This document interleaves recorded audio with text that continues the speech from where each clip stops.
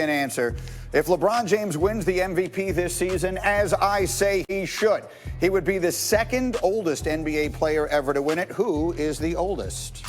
Wilt Chamberlain?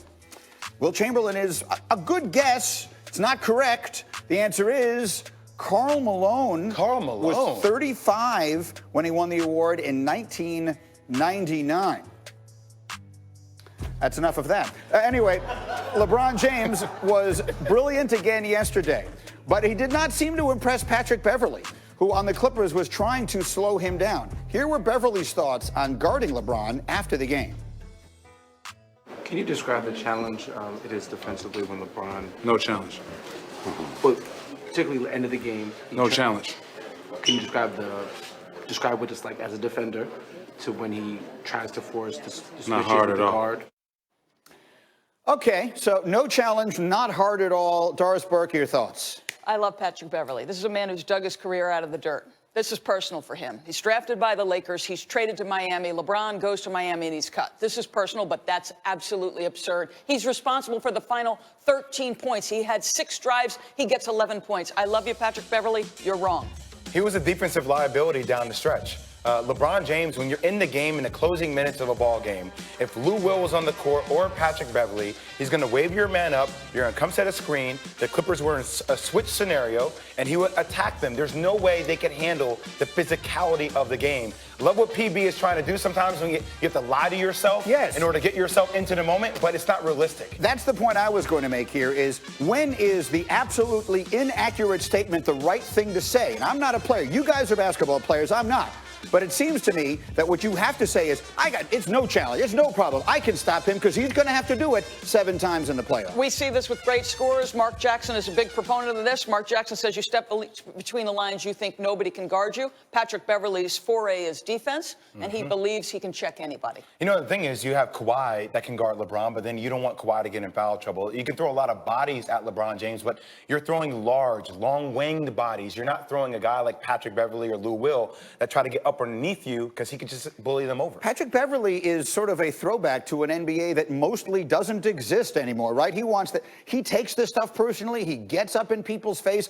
Look, I understand if he's on the other team, you hate him, but I have to admit, as an innocent bystander, I love the way he plays and I love the way he talks. Fact of the matter is, they have the highest ceiling on the defensive end, in part because Patrick Beverley at the point of attack is elite. Kawhi Leonard and Paul George on the wings are elite. They're switchable. Marcus Morris adds to that length and toughness. Like, he sets the tone out there physically. I think he does, but when you watch this game, I know LeBron played at such a high level. Is it sustainable for a 7-game series? Yes, I do think it is. But the amount of bodies that the Clippers have to throw at LeBron, can they wear him down? The cumulative effect over an amount of time, that's going to be the big question for LeBron. And the other big question is going to be, does Anthony Davis play like the second best player on the floor all the time? Because when he can, and when he does, they have the 2 best players. And it's not taking anything away from Kawhi.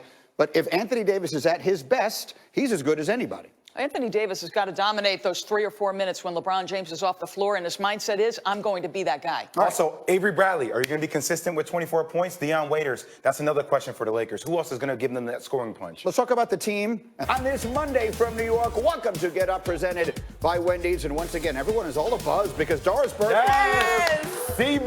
Yes. Tons of football coming today. Adam Schefter sent a note that said this will be the most significant 2 weeks of the NFL offseason by far, and we will get to that.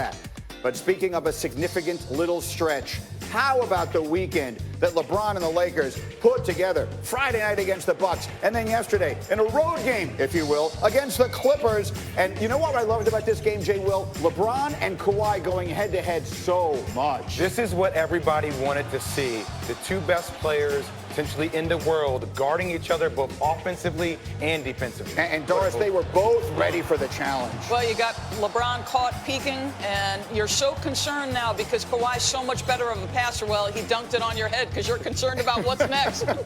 Clippers were up 4 at halftime. Oh, and there's Kawhi again driving around him. Kawhi would score 27 on the day, so he was ready. Let's go to the 4th quarter because this was a good game. LeBron did not attempt a field goal in the 3rd, but then he heats up. Well, he kept getting the matchup he wanted. He would involve any player in a Clipper uniform in a pick and roll, but get the matchup and then attack that matchup. And how about this move, Doris? Well, 6 of 8 times they get baskets off of his pick and roll action. He is still physically dominant. And again, you're anticipating a screen, and that opens the right-hand drive, and look out when LeBron's at the cup. Lakers up 10 after the made free throw there. Then LeBron takes a little rest, and this was a big shot by AD.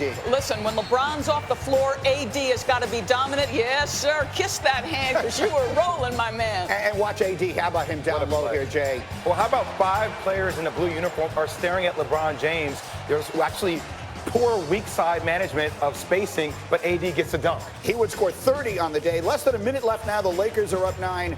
Say goodnight, Marcus Morris. He had a tough day. Yeah, LeBron, take a video of that. I would have taken a video of that, too. LeBron James, 28 points, 7 boards, 9 assists, and capping off what was really a sensational weekend with fans, again, theoretically, in a road game, chanting his name as MVP, and his teammate Kyle Kuzma doing what all the rest of us did. Crown that man on the sideline. What a win for the Lakers. It's a really good weekend for us. Playing against 2 of the best teams. The top 2 teams in the league, including with us, as far as record-wise. But no matter what was going on throughout the course of the game, we just held our composure. We continued to get stops. We continued to execute, and the rest is history. Hey, we know the type of team that we are. If we don't do things that to beat ourselves, then we feel we can beat anybody, and we're a tough team to beat. So, Laura, we were here Friday, and the very last conversation we had, we asked Richard Jefferson, with the Lakers going into these big games, Friday night against the Bucks, Sunday against the Clippers, what will their record be? And he said they would do well to come out of it 1-1.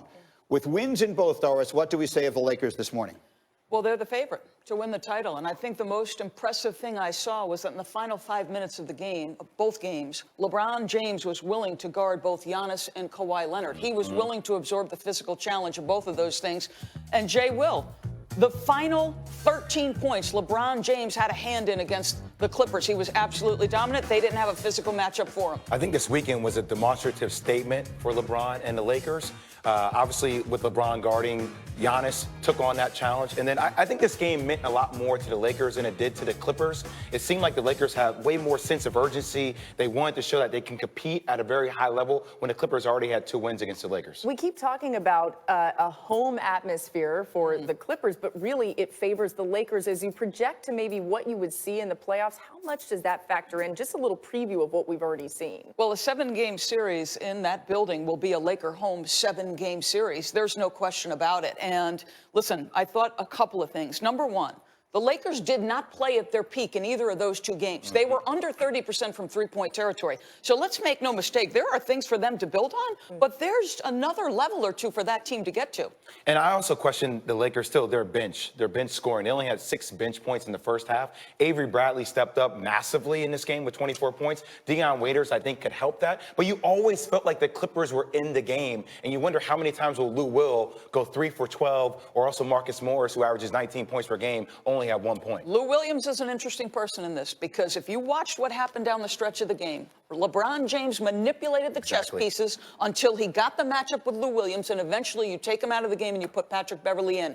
The Clippers have more scoring than the Lakers, as you said, notable to the bench and their starters. But when you can play one of those scorers off the floor, you close that gap. So about 40 minutes ago, Jay and I were on SportsCenter, and he made the observation that they asked a lot of LeBron yesterday. He played that game like it was a finals game, and they're running all these bodies at him.